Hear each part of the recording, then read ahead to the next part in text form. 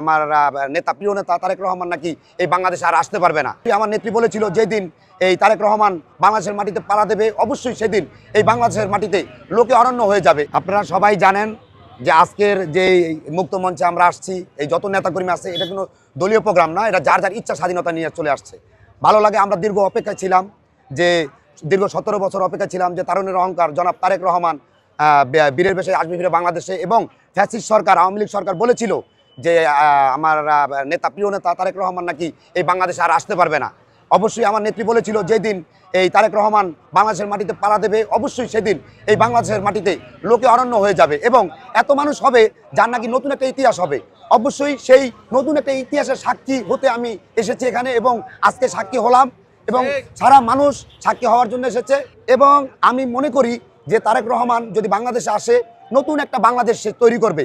আপনারা ইতিমধ্যে খেয়াল করেছেন আজ থেকে দীর্ঘ কয়েক বছর আগে আমাদের 31 দফা বাস্তবায়ন ছিল এবং আজও পর্যন্ত সেই 31 দফা কার্যকর নিয়ে আমাদের নির্বাচনীয় কাজ চলছে এবং এই 31 দফার মধ্যে রাষ্ট্র কাঠামো নির্মাণের যতগুলো কৌশল আছে সবগুলো কিন্তু প্রকাশ করা হয়েছে।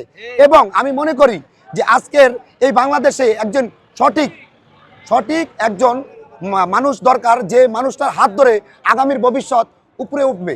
এবং এই বাংলাদেশে এমন কোনো নেতৃত্ব নেই এবং ফ্যাসিস্ট সরকার যেভাবে বাংলাদেশের রাষ্ট্র ক্ষমতাকে ধ্বংস করেছে, অর্থনৈতিক দণ্ড করেছে, সেই অর্থনৈতিক দণ্ডের আর কোনো উপায় নেই। সেই উপায় থেকে মুক্ত হতে হলে অবশ্যই তারুণ্যের অহংকার জনাব তারেক রহমান এই বাংলাদেশে আসতে হবে। আমরা মনে করছি যে অবশ্যই আপনারা দেখবেন, আপনারা সাক্ষী হবেন।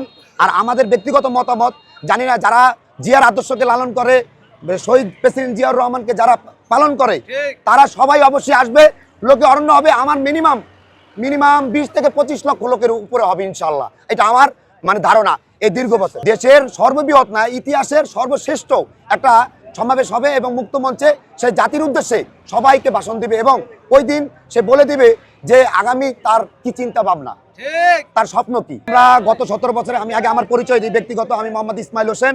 আমি সাবেক বাড্ডা ইউনিয়নের 9 নম্বর ওয়ার্ডের প্রেসিডেন্ট ছিলাম এবং বর্তমান 38 নং ওয়ার্ড যুবদলের দ্বিতীয় যুগ্ম আহ্বায়ক ছিলাম। এর আগে সিনিয়র ভাইস প্রেসিডেন্ট ছিলাম। আমি বাড্ডা থানার ইতিহাসে সর্বপ্রথম সাজাপ্রাপ্ত আসামি।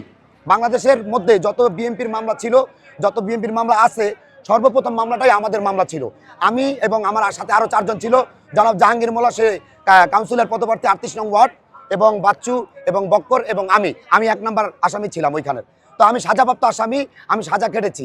আমি দীর্ঘ 2 বছরের সাজা কেটেছি এবং আমার নামে 7টা মামলা, 4টা চলমান।